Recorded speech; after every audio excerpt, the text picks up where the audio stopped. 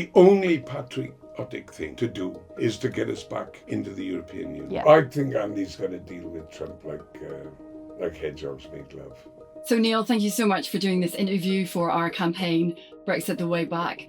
Okay, it's very good to come to my humble abode, the smallest office in the whole Palace of Westminster. Thank you so much for having us. The first question I wanted to ask you is, what do you think the damage has been of Brexit? It's been wide and deep, and worst of all, it's continuing and will continue. And the damage is economic and political and social and cultural. The economic damage is difficult really to believe, but these are independent analysts who produce the figures. A 6 to 8% fall loss in gross domestic product, which means a 60 to 80 billion pound loss in public revenues needed for vital services, an 18% fall in investment by comparison with the years leading up to the referendum and indeed the departure, the full exit, 15% fall in trade with the single market of the European Union, mainly affecting something in the region of 24,000 small and medium-sized enterprises, for whom the European market was a substantial part of their operation. Indeed, the number that I've just given you have ceased to trade with the rest of Europe because of the gigantic and expensive demands of bureaucracy. All this works out at something like £3,200 a year per person loss in Britain. For a conventional family, that's over £6,000. And the damage goes on, which, as I say, is probably the worst part of it. And it won't come to a stop until we've got an entirely different new relationship, which I think should involve applying again to join the European Union. And you were a Remainer. You campaigned Yes. for Remain. Are you still a little bit surprised at just how, as you say, deep the damage has been? No, not really, because I said on the Today programme the day after, or the Monday after the referendum, when Project Fear was being alleged, and indeed Osborne was attempting it by saying that the economy was going to fall off the cliff. I said, that's not going to happen. We will just bump along the bottom for a very long time. And that's exactly what's occurred. I haven't been surprised. I've been deeply saddened, indeed, to be honest, enraged by it, because this was an avoidable disaster. It's interesting you describe it as not quite falling off a cliff. But is that kind of damage actually more pernicious? Is it a bit like being boiled like a frog? Yeah. It's more like contracting some dreadful, long-lasting illness that debilitates and doesn't kill. We have been debilitated by being outside the European Union, and it's very obvious that the measurements economically are sadly accurate. The way I express it to people is to say, look, when we were members of the European Union, we were joint, indeed leading determination of the conduct and direction of our continent. The United Kingdom was always granted more weight than even our substantial size, relatively, would allow. It was for all kinds of cultural and historic and traditional reasons. But we've exchanged that position of being one of the determinants to being an applicant for participation in the Developing Security Partnership. And that's a measure of where we've come to politically, despite the best efforts of Keir Starmer's government. And their energy and commitment is in no doubt now moving into a different phase of relationships with the European Union.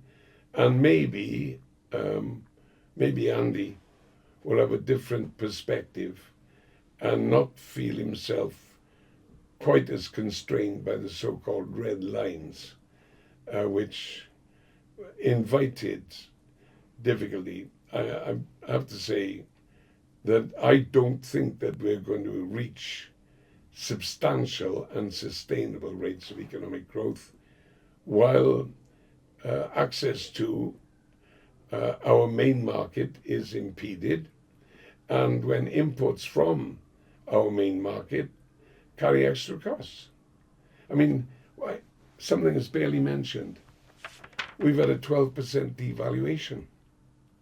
Usually, devaluations, when they're planned, result in an increase in exports because of the change in the value of the pound and a decrease in imports. In the case of this devaluation, which has only happened as a consequence of Brexit, we've lost exports and the price of our imports has gone up. I mean, it's economics upside down. Do you hope that Andy isn't limited by these red lines? And would you just scrap both of them completely? Is there one that's more important than the other? I don't see how they can be scrapped, simply because that's the basis on which Labour was elected to government. And even under new leadership, I don't think there's a tearing up option. Much as I would, if it was possible and practical, I would like to see it to give ourselves a fresh start. What they can do is to accelerate and intensify the efforts to get a new level of trust and a realignment with the European Union, particularly the single market. And having done that and made the argument publicly against the disadvantages of being outside and the potential advantages of being inside, to put a commitment in the next manifesto. I think that would be particularly opportune, not least because so many other parties will be making the same commitment. The Liberals certainly, the Nationalists definitely, the Greens very likely. So the consequence of all that is that we would only be focusing the argument against the Conservatives and reform. And that suits me down to the ground. But also, is there a risk of being behind and left behind by the Greens and Lib Dems? Yeah, in this Palace of Westminster, people think in terms of the three-legged race. That's not how the public sees it. They want to see where parties stand. If there's a coincidence between parties, and that's the direction in which the public wants to travel, they'll make their final choice on the basis of other policies. But there will be almost a depoliticization of the argument simply because of the breadth of agreement.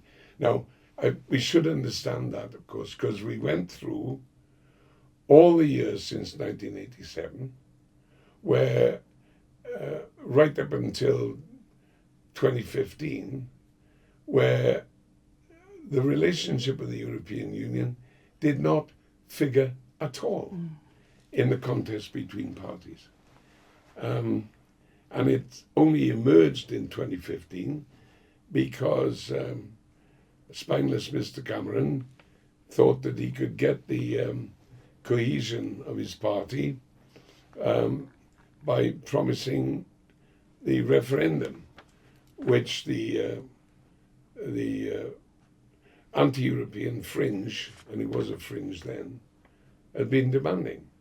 But of course, when a concession like that is made, when appeasement like that is undertaken, the appeasers get eaten, and Cameron got eaten.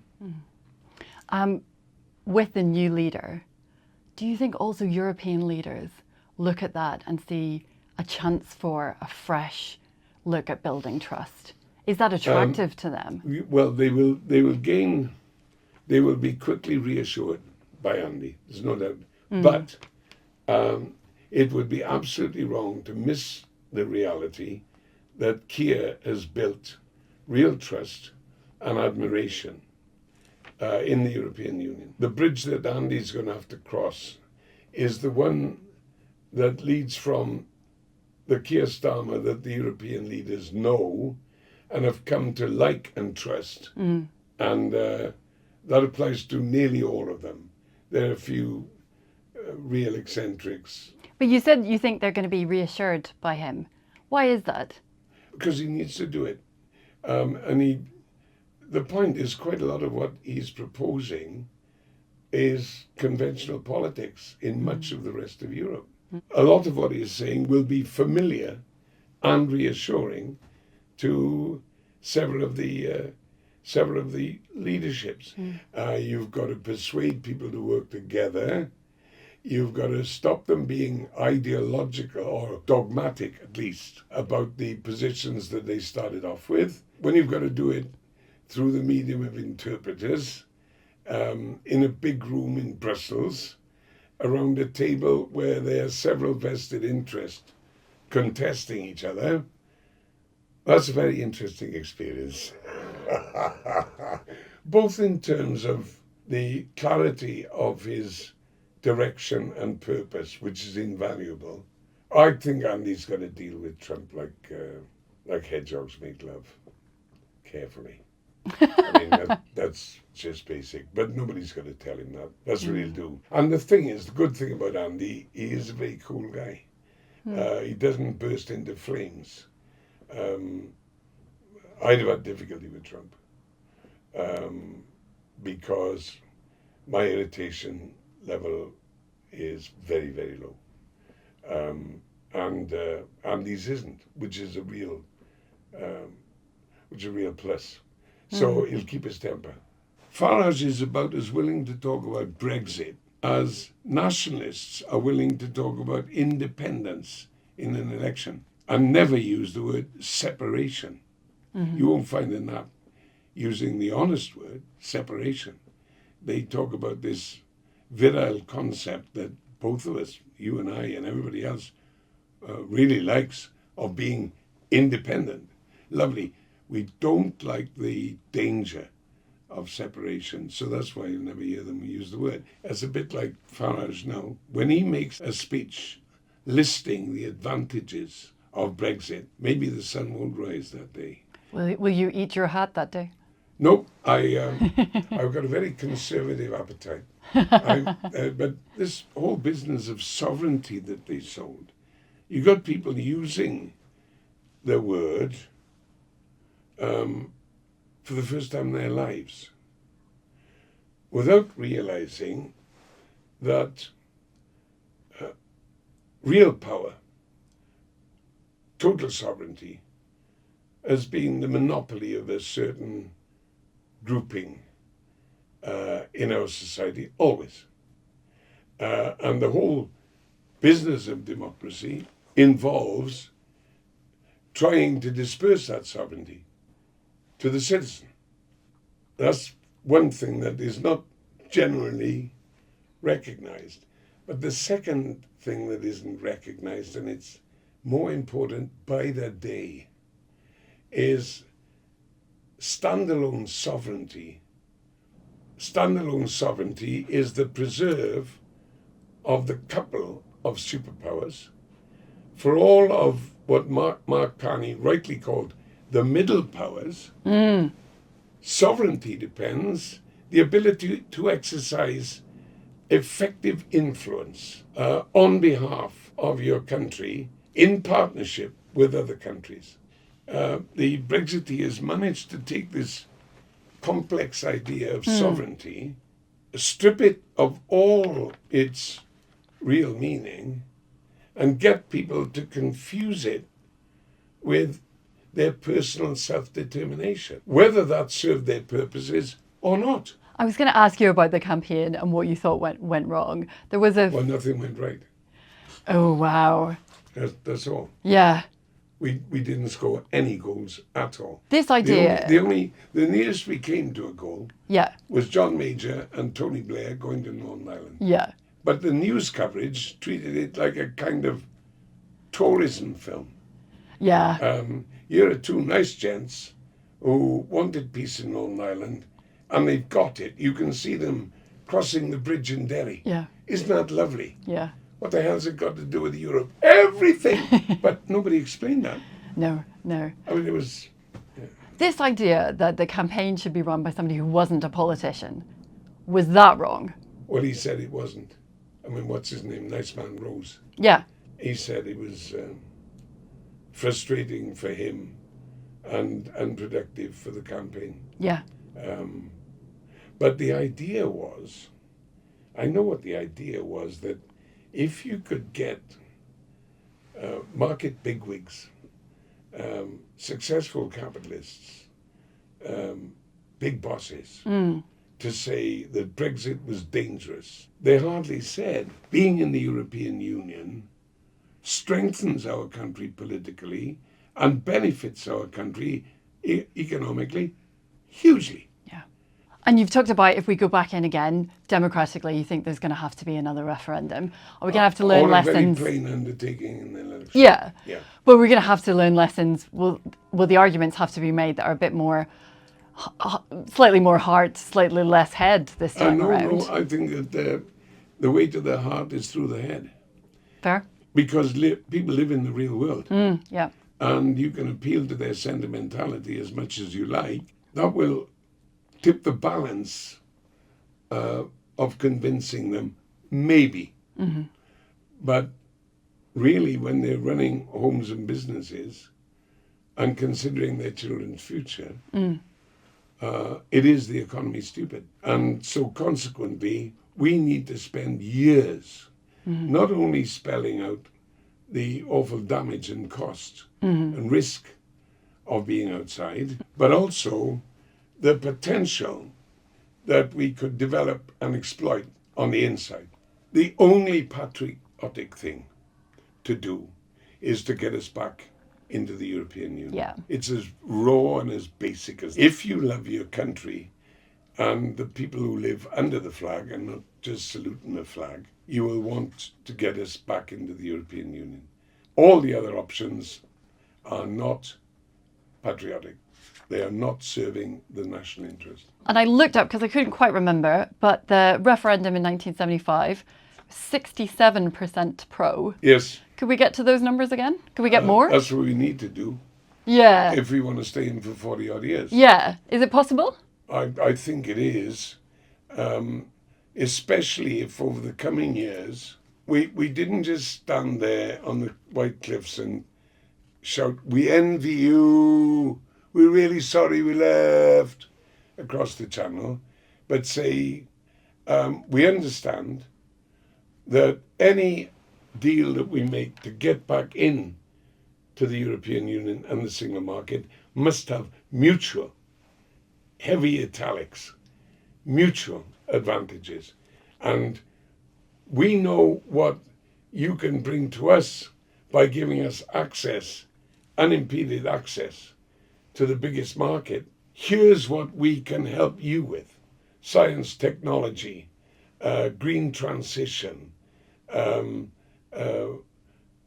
universities, cultural development, the best music in the world, the greatest theatre, the most developed European cinema. You know, that mixture of commercial and cultural, hard economic and soft persuasion, you know. Yeah. Straightforward as that. Yeah. Yeah.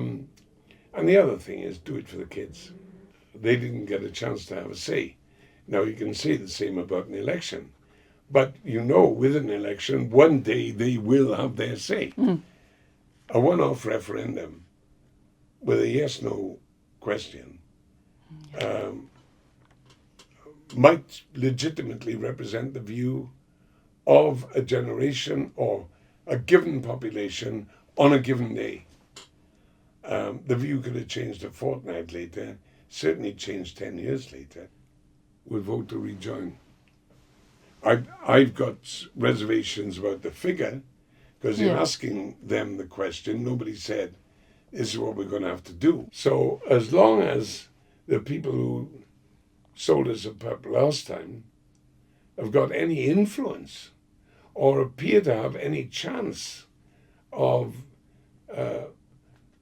being part of the government, the people on the other side in the countries and the institutions are going to have reservations about the risk level of letting us back in. I mean, that's the reality as well. I wanted to ask as well, obviously Andy Burnham is bringing in this idea of Manchesterism. Are you disappointed we're still talking about the North-South divide after so many decades of this? Yeah, the difference is all we have done is talk about it before. So maybe Andy will be able to get something done about it. And the North is an emblem of undernourished, underfunded, neglected, abandoned communities. And when you eradicate a community's main means of sustenance, you don't just take the jobs, you take the life and soul. Well, it's the main motive for people who want to poke the system in the eye with a sharp stick. And a yes-no referendum is the absolute perfect means of doing that, especially when all of the sense of being taken for granted and abandoned has been intensified by 5 years of austerity. That doesn't just close their shops, but taken away the youth club, the library, lengthen the hospital waiting lists, make the school class bigger, and then you're looking around for somebody to blame. And along comes Nigel with his poster of Syrian refugees being passed off as the millions of Turks who are guaranteed to be able to enjoy freedom of movement because Turkey will be in the European Union in minutes. 10 years later, the Turks know it's not going to happen. Can I check, do you have any concerns, and some Labour MPs do, that perhaps Manchesterism doesn't actually quite get the problems of Cardigan, Kirkwall? No, it does. And in fact, Andy talked about Bangor. He did. And Port Talbot. Yep.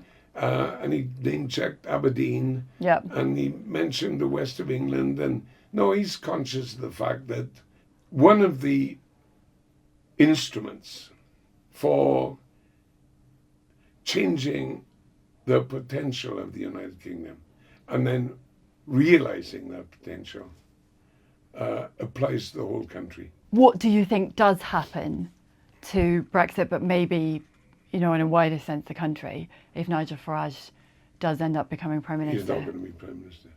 For several reasons. The primary one is he craves attention because he's a narcissist and he gets it.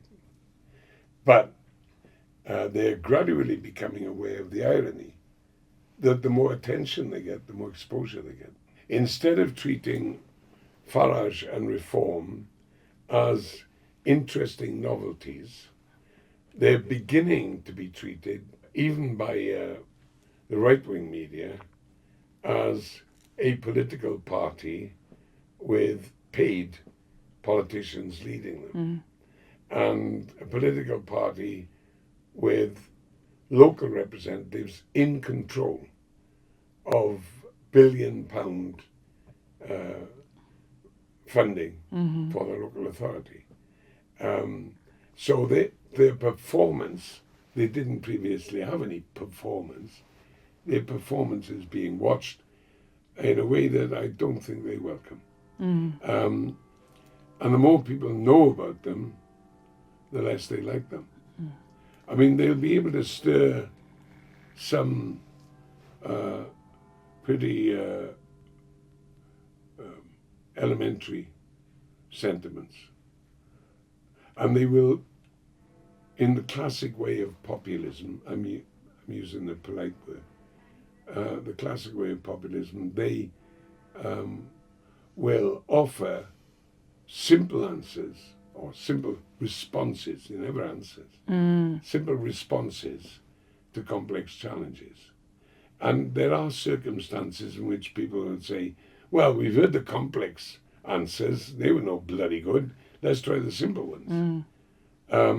So, that's the basis of their attractiveness. But it sounds like you think the balloon is bursting. Yeah, it won't burst. It'll slowly deflate. Okay.